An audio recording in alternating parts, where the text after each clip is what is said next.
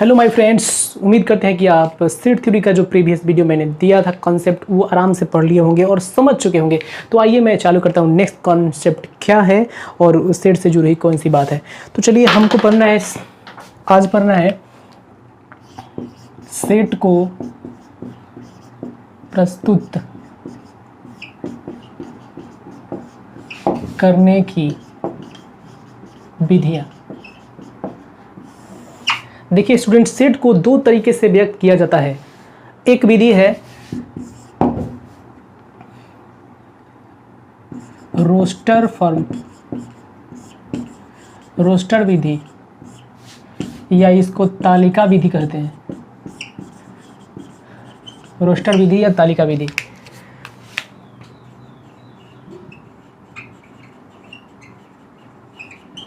या tabular method कहते हैं। चलिए नाम में क्या रखा है, तो कुछ कॉन्सेप्ट यहाँ पे देखना है। रोस्टर में क्या होता है स्टूडेंट, मैं आपको ऑलरेडी बता चुका हूँ कि सेट क्या कहते हैं। सुपरिभाषित वस्तुओं के समूह को सेट कहते हैं। एक collection of well defined object is called set. मैंने इसके बारे में आपको ऑलरेडी बता चुका हूँ। तो चलिए मैं आगे बढ़ता हूँ। उम्मीद करता हूँ कि आप पीछे का जितना वीडियो हो, जो भी एक वीडियो डालें वो कॉन्सेप्ट क्लियर कर लिए होंगे। आज पूरा कॉन्सेप्ट यहाँ पे खत्म कर देंगे हम। सेट का जो भी है थ्योरी सब खत्म हो जाएगा, ठीक है, इस वीडियो में। तो रोस्टर विधि में क्या किया जाता है, किसी सेट को मझले कोष्ठ के अंदर लिखा जाता है और उसके अवयवों को ABCE अगर मैंने लिखा है तो अवयवों को स्मॉल लेटर को तो अंदर लिखा जाएगा, अवयवों को कोमा दे के मैंने लिखा जाता है। अब मैंने कोमा का मतलब होता है अर्धविराम दे के लिखा जाता है। तो रोस्टर विधि एक ऐसी विधि है जिसमें अवयवों को, किसी भी समुच्चय के अवयवों को कोमा देकर मतलब लिखा जाता है, अर्धविराम देकर, कोमा देकर उसके अवयवों को लिखा जाता है। तो रोस्टर विधि आप समझ गए कि क्या है। समुच्चय लिखने की एक ऐसी विधि है जिसमें उसके अवयवों को कोमा दे देकर लिखा जाता है। तो कोमा देकर लिखा जाता है, कोई नहीं, एकदम सिंपल बात है। B इक्वल टू ऐसे भी लिख सकते हैं आप लोग, 1 2 3 4 5 और क्या बोलिए तो 6। मतलब B के अवयव है 1 2 3 4 5 6 और इसके अवयवों को कोमा दे के मतलब लिखना है। मैं कोमा का मतलब होता है अर्धविराम, अर्धविराम दे के मतलब लिखा जाता है। तो समुच्चय लिखने की वह विधि है जिसमें उसके अवयवों को अर्धविराम देकर कोमा देकर लिखा जाता है। उसे क्या बोलते हैं बोले तो रोस्टर विधि बोलते हैं। एकदम सिंपल बात है, आपको समझ में आ रहा होगा, ठीक है। तो चलिए रोस्टर विधि आप लोगों को समझ में आ गया। दूसरी विधि कौन सी विधि है, गुण प्रकटीकरण विधि है। गुण प्रकटीकरण विधि, प्रकटीकरण विधि, गुण प्रकटीकरण विधि, या ये होता है समुच्चय निर्माण विधि भी बोलते हैं इसको, समुच्चय निर्माण विधि, समुच्चय निर्माण विधि। सेट बिल्डर फॉर्म बोलिए, अच्छा है बोल दीजिए rule method. Set builder form बोल दीजिए, सेट बिल्डर फॉर्म बोलिए चाहे मेथड बोलिए, सेट बिल्डर मेथड है।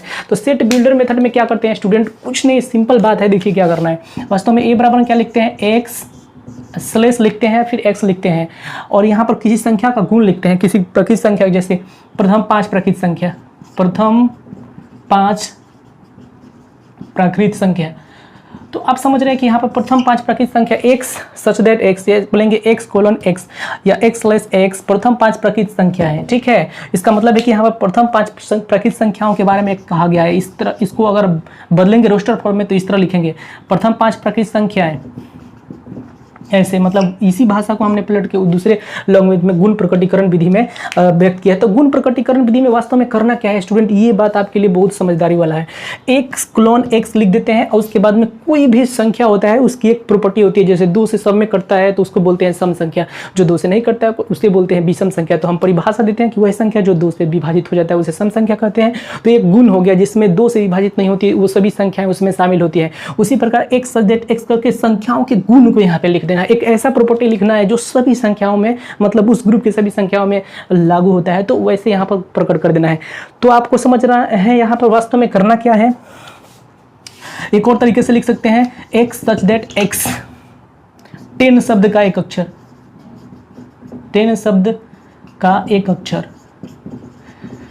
तो स्टूडेंट आप यहाँ पे समझ रहे हैं, x such that x belong करता है b में से, B में बिलोंग करता है और x 10 शब्द का एक अक्षर है, ठीक है। TEN कोमा देकर लिखेंगे। रोस्टर फॉर्म में अगर इसको लिखेंगे तो रोस्टर फॉर्म में कैसे होगा, इस तरह होगा।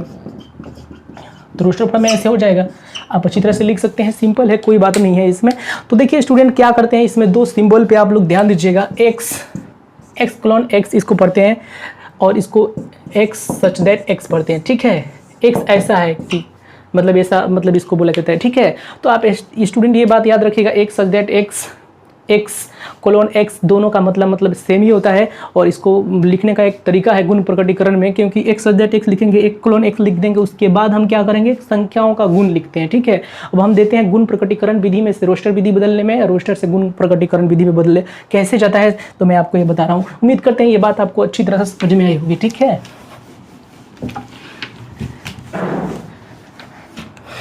चलिए स्टूडेंट यहाँ पे देखिए, ए बराबर में लिखा है 1 2 3 4 5। अब खुद बताइए कि किस फॉर्म में लिखा है, ये सेट बिल्डर फॉर्म में नहीं लिखा है, इसको सेट बिल्डर फॉर्म में लिखना है, रोस्टर फॉर्म में लिखना है। ये क्या है, प्रथम 5 प्राकृत संख्या है, इसको बोल सकते हैं। तो आप इसको सेट बिल्डर फॉर्म में इस तरह लिखेंगे, एक्स कोलोन एक्स प्रथम 5 प्राकृत संख्या, फर्स्ट 5 नेचुरल नंबर्स, आराम से लिख सकते हैं प्रथम 5 प्राकृत संख्या, ठीक है।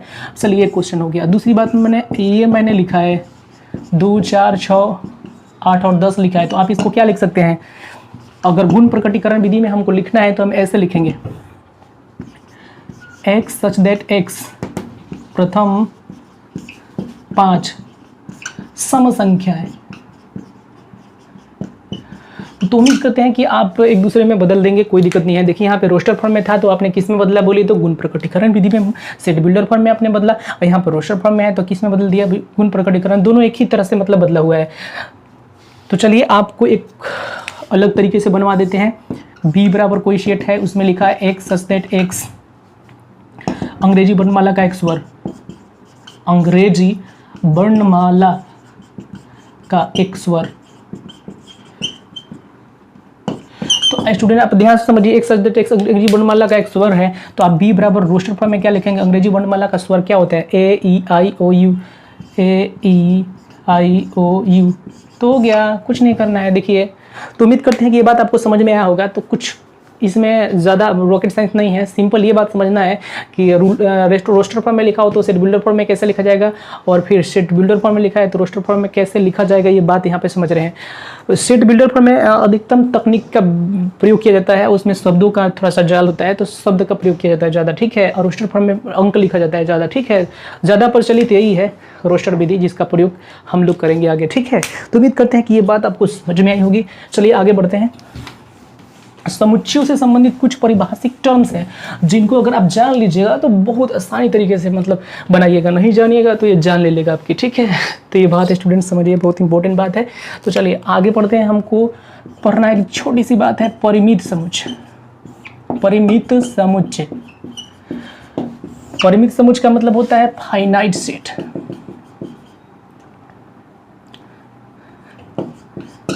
देखिए फाइनाइट सेट किसे कहते हैं, सिंपल बात है, वैसा समुच्चय जिसके अवयवों को आप गिन सकते हैं, 1 2 और क्या हो गया बोलिए तो 3 हो गया, तो नंबर ऑफ ए कितना हो गया बोलिए तो 3 हो गया। तो ऐसा समुच्चय जिसके अवयवों को आप गिन सकते हैं उसे क्या बोलते हैं बोलिए तो परिमित समुच्चय कहते हैं। जैसे बी बराबर में ऐसे लिखा है ए ई आई ओ यू, जिसके अवयवों की संख्या परिमित है, आप काउंट कर सकते हैं 1 2 3 4 5, यहाँ पर भी 5 है, number of B equal to कितना हो गया बोलिए तो 5 है। तो जिसके अवयवों को आप गिन सकते हैं, काउंट कर सकते हैं, तो उसे क्या बोलते हैं बोलिए तो परिमित समुच्चय बोलते हैं। इसमें कोई दिक्कत वाली बात नहीं है। वैसा समुच्चय जिसके अवयवों को आप काउंट कर सकते हैं, गिन सकते हैं, उसे क्या बोलते हैं बोलिए तो परिमित समुच्चय बोलते हैं। उम्मीद करते हैं कि ये बात आपको समझ में अच्छी तरह से आई होगी। चलिए दूसरी बात, अपरिमित समुच्चय, ये भी एकदम सिंपल है। अपरिमित समुच्चय क्या है, इनफाइनाइट सेट, एकदम उसके अपोजिट है, फाइनाइट सेट के अपोजिट है। तो देखिए अपरिमित समुच्चय किसे कहते हैं, वैसा समुच्चय जिसके अवयवों को आप काउंट नहीं कर सकते हैं, अनंत अवयव होते हैं उसमें, जैसे 1 2 3 4 डैश डैश डैश इन्फिनिटिव होते हैं। बोलिए तो इसके अवयवों को क्या गिन सकते हैं, गिनती कभी खत्म हो सकती है क्या, आप गिनते गिनते थक जाइएगा, उम्र बीत जाएगा, लेकिन गिनती कभी खत्म नहीं होगा।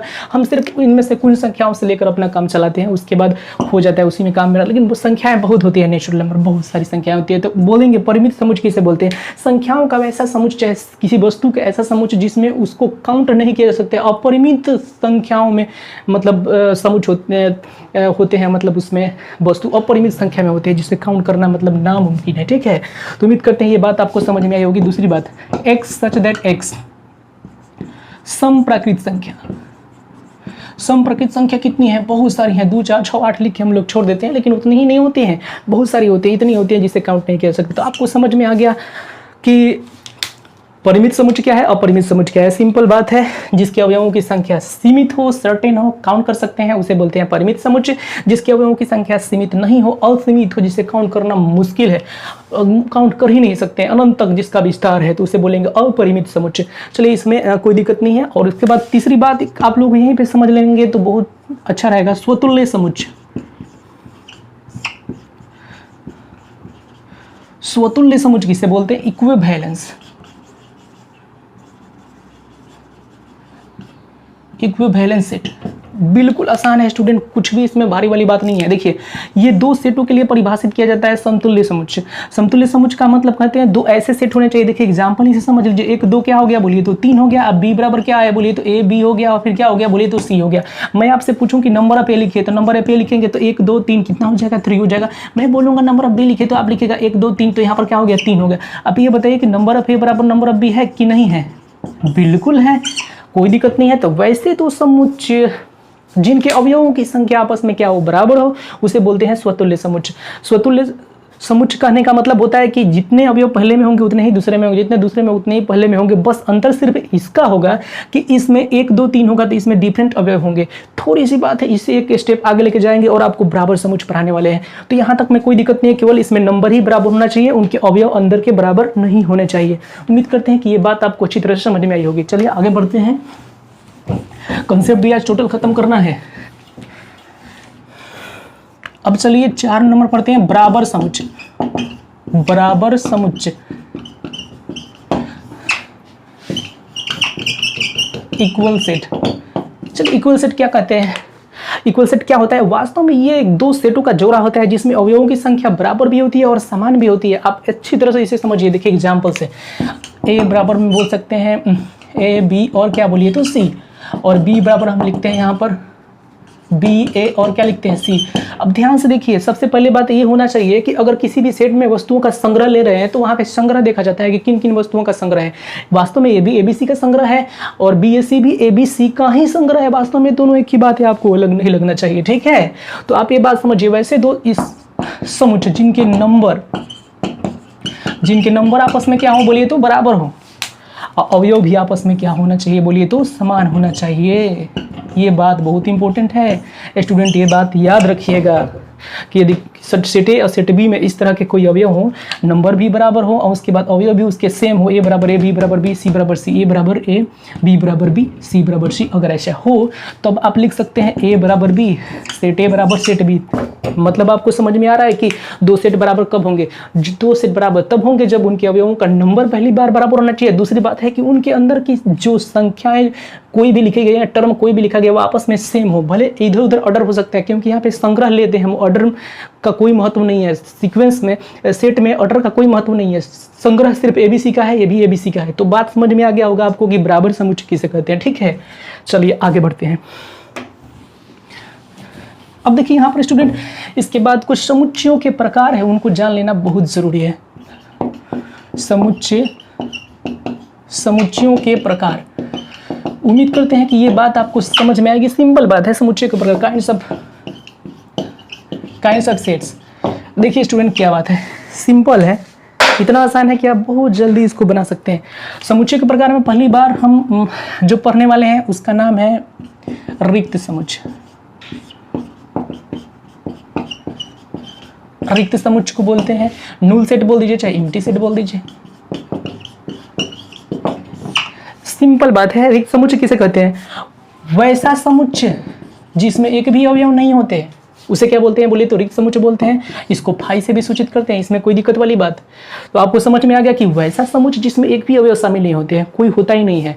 अगर इसको गुण प्रकटीकरण विधि में सेट बिल्डर फॉर्म में अगर लिखे तो हम ऐसे लिखेंगे, एक्स सच दैट एक्स विश्व के अमरणशील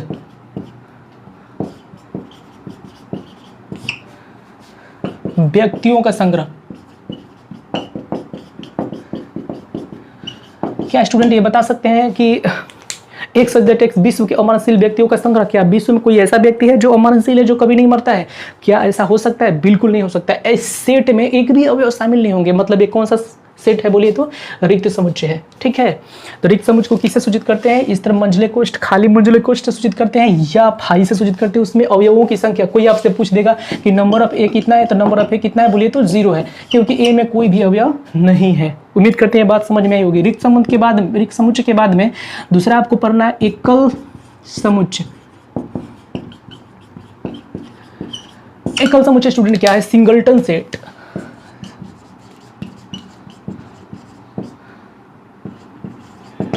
चलिए स्टूडेंट, सिंगलटन सेट क्या है? एकदम सिंपल बात है, वैसा सेट जिसमें सिर्फ एक अवयव होता है, वैसा सेट जिसमें सिर्फ एक अवयव होता है, जिसके अवयवों की संख्या 1 होती है, उसे क्या बोलते हैं बोलिए तो एकल समुच्चय बोलते हैं। सिंपल है, एकदम छोटी सी बात है।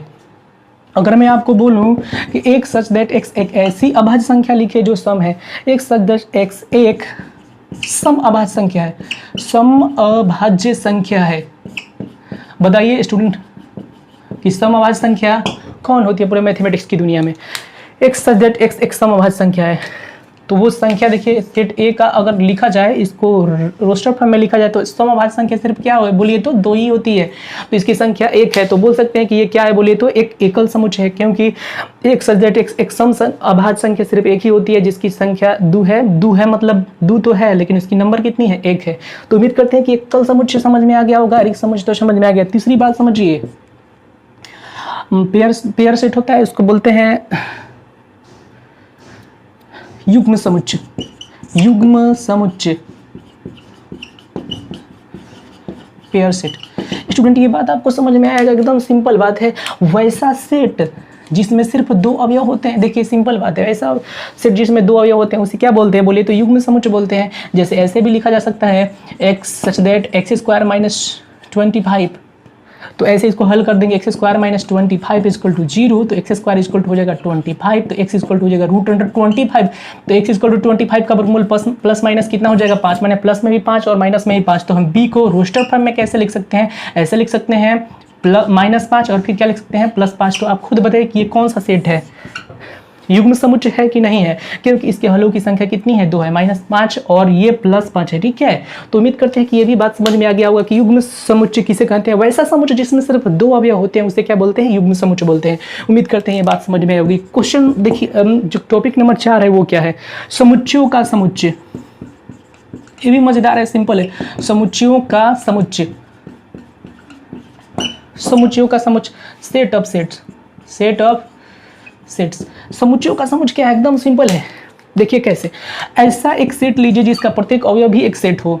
जैसे यहाँ पर 1 2 3 फिर 4 5 और फिर क्या हो गया 6। तो ध्यान से देखिएगा तो इसमें सब आपको पता चलेगा। ये एक सेट है जिसके अगर बोलेंगे कि पहला अवयव कौन है तो 1 2, ये खुद एक अपने आप में सेट है, ये भी अपने आप में सेट है, ये भी अपने आप में सेट है। क्यों? क्योंकि इसको मझले कोष्ठ में, इसको मझले कोष्ठ में, इसको मझले कोष्ठ में लिखा गया है। ये सेट और उसके बाद में बाहर से एक सेट, तो मैंने सेटों का सेट है, मैंने समुच्चयों का समुच्चय। मतलब ऐसा समुच्चय जिसका प्रत्येक अवयव भी एक क्या हो बोलिए तो समुच्चय होता है, उसे बोलते हैं क्या बोलिए तो समुच्चयों का समुच्चय। उम्मीद करते हैं कि ये बात आपको अच्छी तरह से समझ में आई होगी। तो ये सब बात है, सिंपल है। फिर से एक बार मैं रिविजन कर देता हूँ, देखिए ध्यान से। रिक्त समुच्चय किसे कहते हैं? वैसे समुच्चय जिसमें एक भी अवयव नहीं होते उसे रिक्त समुच्चय कहते हैं। रिक्त समुच्चय को फाई से सूचित करते हैं। Number of A equal to, इसमें क्या हो जाएगा 0। एक सब्जेक्ट एक्स विश्व के अमरनशील व्यक्तियों का संग्रह क्या हो गया बोले तो रिक्त संबंध हो गया। रिक्त संबंध बोले समुच्चय हो गया। एकल समुच्चय क्या है? Singleton set. वैसा समुच्चय जिसमें सिर्फ एक अवयव होता है, देख लीजिए यहाँ पर एक अवयव होता है उसे एकल समुच्चय कहते हैं।